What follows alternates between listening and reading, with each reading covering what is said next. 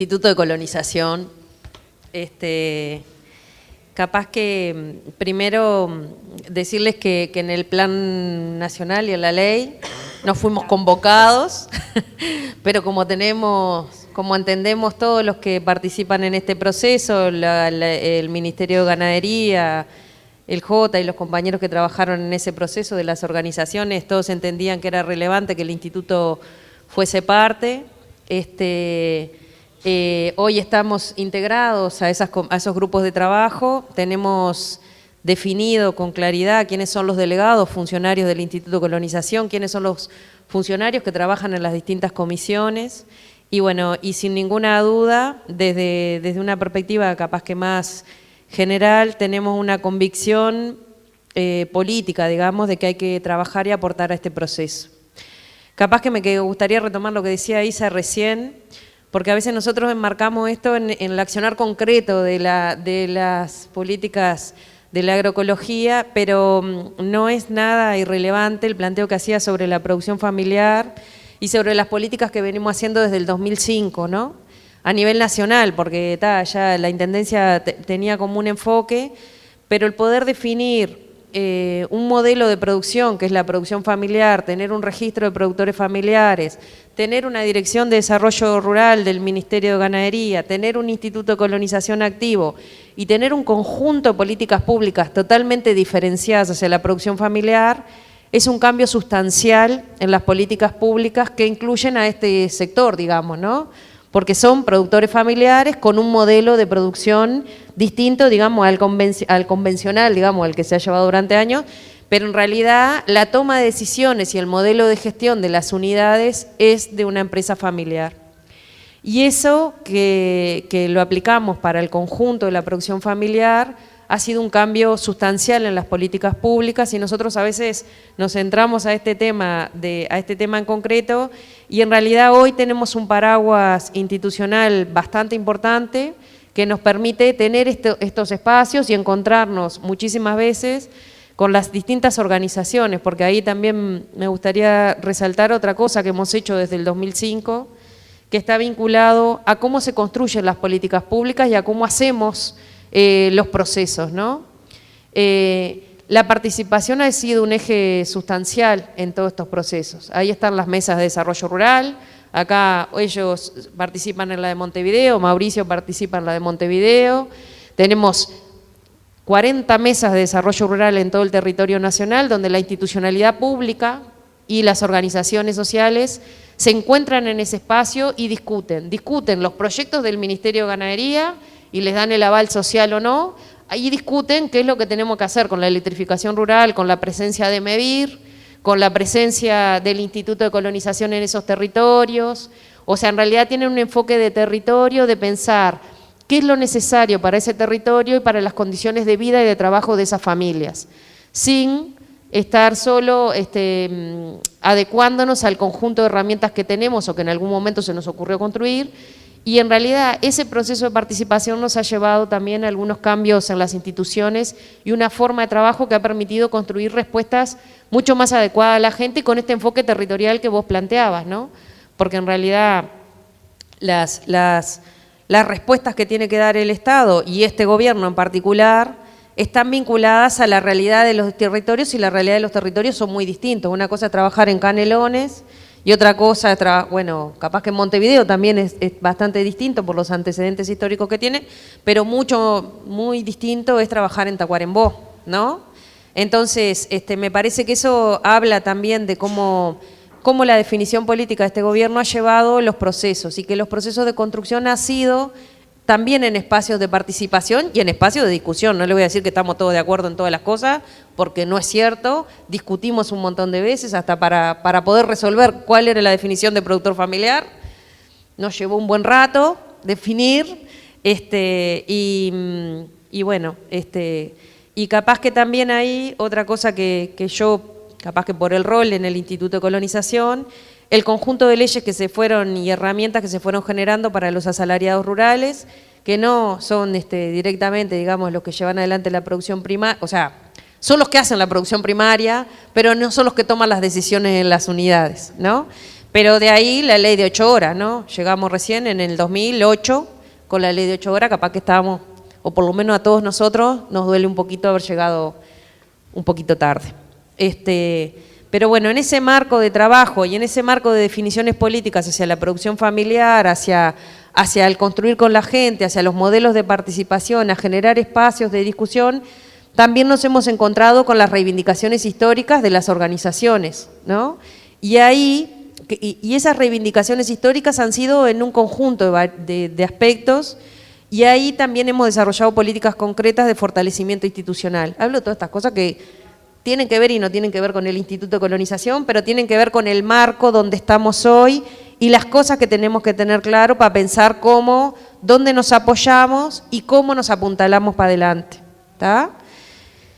En ese marco hemos hecho interacciones con todas las organizaciones, algunas con la mayoría de productores familiares, organizaciones nacionales como la Comisión Nacional de Fomento Rural y organizaciones locales, ¿no? Y organizaciones con un enfoque específico como es la red de agroecología, la red de semillas, que han tenido una mirada de trabajo y que han participado con nosotros en distintos ámbitos y que han ido planteando ese proceso.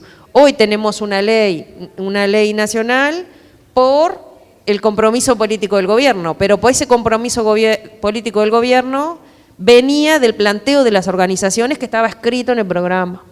Y es así, o sea, como muchas otras cosas, como por ejemplo las políticas concretas hacia los productores familiares, las políticas sobre las sociedades rurales, y bueno, allá está Margarita del MIDES, del área de ruralidad, donde hay un conjunto de emprendimientos productivos que están vinculados a un determinado sector. Bueno, Ariel de Mevir, o sea, gente con la que hemos trabajado muchísimo en el territorio rural más diverso en todo el país. Entonces, en ese marco capaz que el rol que le ha tocado al Instituto de Colonización en ese proceso es, sin ninguna duda, la adjudicación de tierras y la entrega de tierras a productores familiares y asalariados rurales para que puedan desarrollar su proyecto de vida y su proyecto productivo. La verdad que en este marco de trabajo y en ese conjunto de obligaciones que asumimos de generar una política pública de distribución de riqueza, porque bueno, todos saben que las tierras pasaron de $400 por hectárea a $3.400 por hectárea, y en Montevideo no quiero ni saber cuánto vale la hectárea. Por eso, 10 a 15, San José, acá, los productores lecheros, ¿cuánto? 7, 7, 8, depende cuál sea, y bueno, después tenemos otras de 2.000.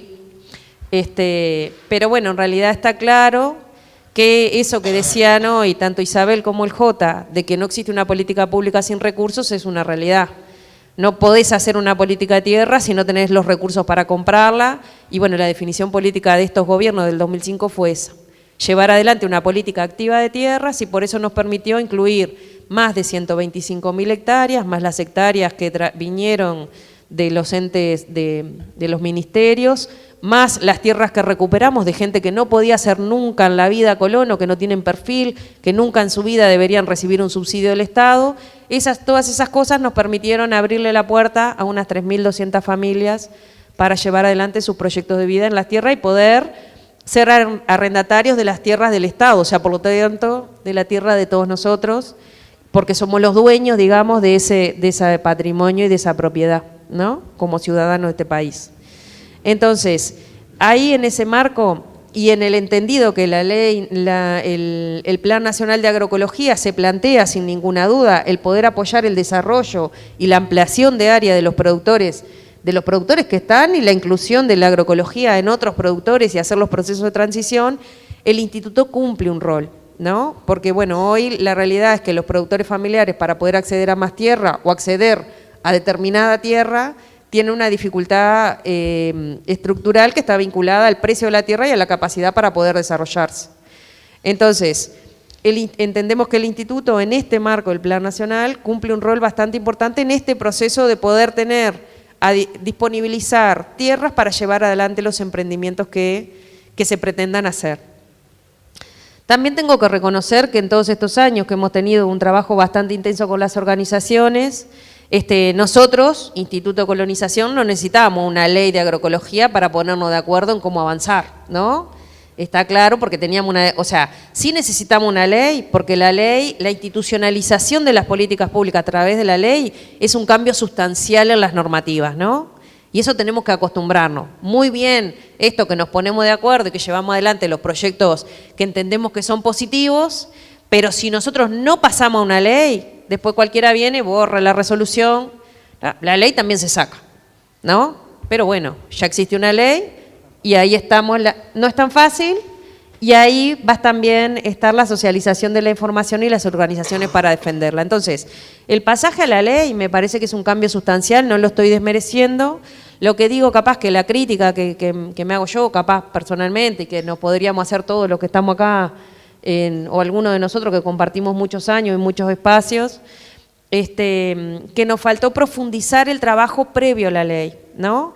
En las tierras del instituto existen experiencias agroecológicas, ¿no? Existen experiencias de compañeros que se presentaron a los llamados, que fueron seleccionados, la gente de Abatía y en Pando, están otro conjunto de gente joven, digamos, en 33, en Paysandú, todavía sin terminar de resolver, pero en proceso de concretar, de resolver. Otras herramientas que se han usado, que en realidad son herramientas por definición de las personas, no porque la política pública lo resolvió. ¿Se entiende lo que digo? La diferencia, el productor hace agroecología, Eva Usá, hace un sistema de producción y accede a la tierra por algún mecanismo al Instituto de Colonización, que fue lo que nos pasó con los gurises de Abatí, que son chiquilines de las huertas más urbanas. Y después el acuerdo de trabajo con la red, fuimos avanzando en algunas experiencias también de gurises suburbanos que tienen experiencias en distintos lugares y en lugares que son complejos, ¿no? Porque hay que tener una producción agroecológica y hortícola en 33, ¿no? En una colonia lechera, o que quiso ser lechera en su momento, que hoy es ganadera. Y bueno, pero ahí nos faltó como profundizar el trabajo, y es una crítica que creo que tenemos que hacernos de hoy no tener la certeza que probamos y avanzamos más en dejar más experiencias abrazadas a las tierras del instituto. Allá con Margarita, con Mides, ¿no? Hay algunas experiencias dentro de ruralidad que no siempre pudimos, o sea, empezamos una propuesta ahora recientemente de cómo podemos, de las experiencias Mides y de Uruguay Trabaja, cómo logramos que esa gente acceda a las tierras del instituto por un mecanismo distinto.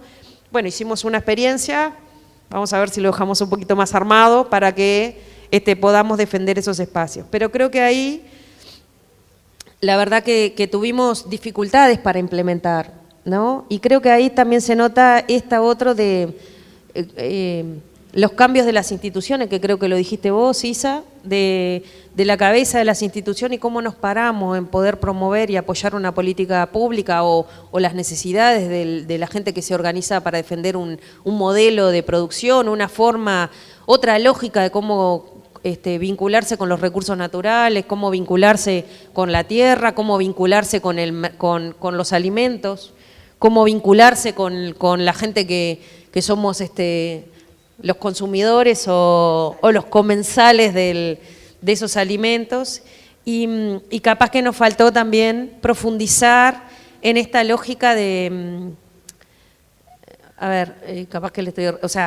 la lógica de la soberanía alimentaria, ¿no? Como concepción de generación de alimentos, de estructura, de promoción de la producción familiar, del trabajo, digamos, de la construcción de un alimento más sano, más acorde con la naturaleza, con otra mirada, digamos. Trabajamos muchísimo en ese tema porque realmente creo que con la producción familiar hemos hecho un esfuerzo importante de trabajar en esa línea. Nos faltó profundizar en el área de la agroecología y nos faltó sobre todo, y esto yo se los paso diciendo, Mauricio, que fue una responsabilidad mutua de las organizaciones y de la institucionalidad, porque ninguno de los dos estuvimos a la altura de poder llevar concretamente las experiencias a la tierra, ¿no? Y eso es una cosa que lo hemos trabajado en otras veces. Hoy tenemos un marco, una ley donde por iniciativa de los compañeros que están en el plan, en la elaboración del plan, el instituto forma parte. Una resolución del instituto donde dice qué funcionarios van a laburar en eso, y tenemos algunas propuestas.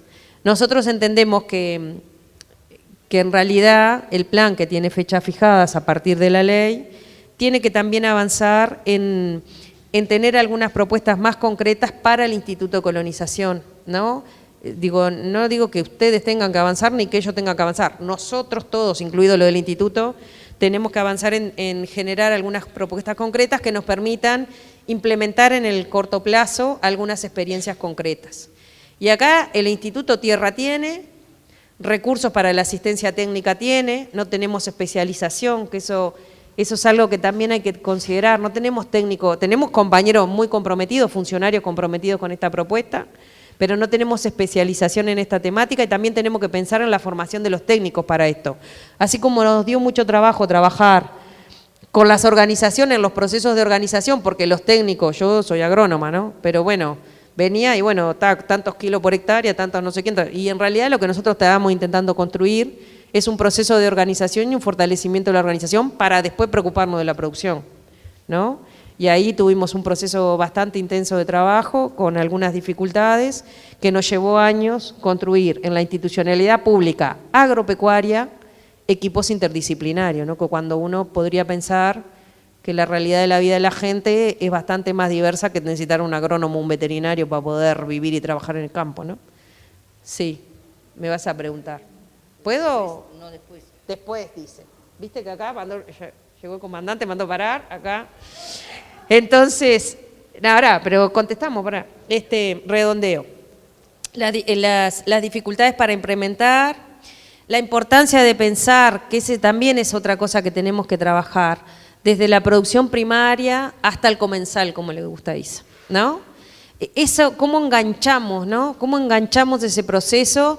Que en general tenemos una formación que siempre vamos hacia la producción primaria, la La otra vez, hace muy poco, hicieron en Sauce la feria de agroecología, de muestra de experiencia agroecológica. Era impresionante la cantidad de gente, impresionante el espacio que generaron, esa vinculación entre los que están, porque lo otro también es la fortaleza de encontrarte y reconocerte con el otro. Me parece que ahí tenemos también o capaz que soy atrevida, porque en la red, en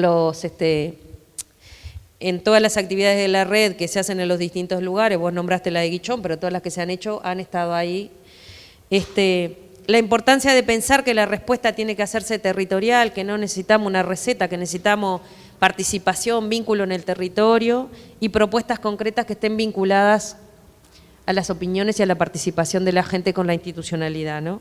Y ahí el rol de las instituciones públicas, y ahí sin ninguna duda colonización, porque en realidad para producir, nos guste o no, se necesita la tierra, que es un componente determinante, se necesita el financiamiento, se necesitan las capacidades técnicas, se necesitan las semillas, se necesita la infraestructura que tiene que haber en ese territorio. Entonces tenemos que pensar cómo nos paramos interinstitucionalmente para lograr que la articulación interinstitucional, está dicho en la ley, coordinar e integrar todos aquellos planes e instrumentos de la política pública. ¿Cómo nos paramos en pensar de cómo el puzzle de la institucionalidad pública se aplica en un territorio? Y no tanto de la institucionalidad pública, sino cómo aprovechamos las herramientas que hemos ido generando en todos estos años desde el territorio. Cómo vos, te parado en un territorio, articulás lo que tenemos. ¿Y qué nos falta hacer? Si nos falta un instrumento para generar. Entonces ahí realmente creo que nosotros llegamos, nosotros institutos llegamos un poquito tarde, porque hicimos experiencias de llamado a jóvenes, 3 a esta altura del partido, que son llamados exclusivamente a jóvenes entre 18 y 29 años, y que tienen la definición del llamado, habla que tiene que tener, que se van a priorizar los perfiles agroecológicos. Ahora hicimos 2 llamados en Maldonado, en un campo que compramos de 500 hectáreas, hicimos 2 llamados a 2 unidades hortícolas, ¿no? Que van a ser exclusivamente agroecológicas, pero venimos, y esa discusión se da en el directorio, ¿no? Y no siempre tenemos los respaldos o sea que hay toda una cosa que hay que ir generando, que es esa espalda de defender este proceso. Y bueno, y como en realidad creo que también vienen varios cambios, hay mucha estructura armada, mucha institucionalidad con condiciones y con recursos para hacer esas cosas, pero en realidad ninguna de ellas está pensada con este enfoque de direccionar, así como direccionamos recursos para la producción familiar, no están definidos los recursos para la agroecología. Que tampoco hay que salir a pelear millones y millones de dólares, hay que salir a pelear lo que se necesita y demostrar que se puede, ¿no? Entonces, eso, pelearlo en los presupuestos es una condición, y si no sale en el presupuesto, tenemos que pararnos desde el territorio y repensar qué es lo que hay disponible y cómo articulamos las herramientas que tenemos disponibles para hacer llegar. Tierra de colonización hay, condiciones para llevar adelante esas cosas hay, tenemos que ponernos de acuerdo cómo bajamos a condiciones y cómo cuando nosotros hacemos, yo qué sé, ahora decirle, si hicimos 2 llamados son 2 fracciones de 10 hectáreas, una tiene vivienda, la otra va a tener vivienda, si hacemos 2 llamados en Maldonado, tiene que haber demanda. Nosotros no podemos, nosotros hacemos una apuesta y ahí tiene que haber gente para instalarse, para trabajar, para generar ese proceso. ¿Se entiende? Y eso es una cosa que se organiza. Y para cerrar, acá no hay otra vuelta que todo este modelo, esta otra concepción de cómo vincularse con la naturaleza, cómo vincularse con los alimentos, la responsabilidad, digamos, en el tipo de alimento, en esa otra forma de construir un proceso de soberanía y que está vinculada a esto de cómo visualizás el ambiente, cómo visualizás las interacciones, cómo visualizás el rol de la sociedad. En este proceso, nosotros en la institucionalidad cumplimos un rol, pero acá siempre ha sido determinante y va a ser mucho más determinante de acá para adelante el rol de las organizaciones sociales. Y ahí abrazarse para hacer los planteos y los planteos con fuerza, con conocimiento, con fundamento teórico y con fundamentos prácticos para poder llevar adelante las propuestas. Porque esto es una cosa que recién empieza, que no nos dio el tiempo de probarla y de dejarla demostrada y que la ejecución del plan va a ser una dificultad. Y yo personalmente, desde el Instituto de Colonización, creo que es una necesidad que el ámbito de trabajo del plan deje por lo menos algunas líneas definidas para que lo aprobemos en el directorio y que los funcionarios del instituto puedan trabajar en estas líneas. Por lo tanto, en enero, la primer propuesta, ya se los dije a todos, así que en enero, en febrero, por ahí, la primer propuesta de lineamientos, porque tenemos cosas para aprobar y tenemos que demostrar que se puede y que tenemos la fortaleza para poder hacerlo. Y después, es eso que dice Isabel, van a contar con nosotros para defender la propuesta. Bueno, muchas gracias.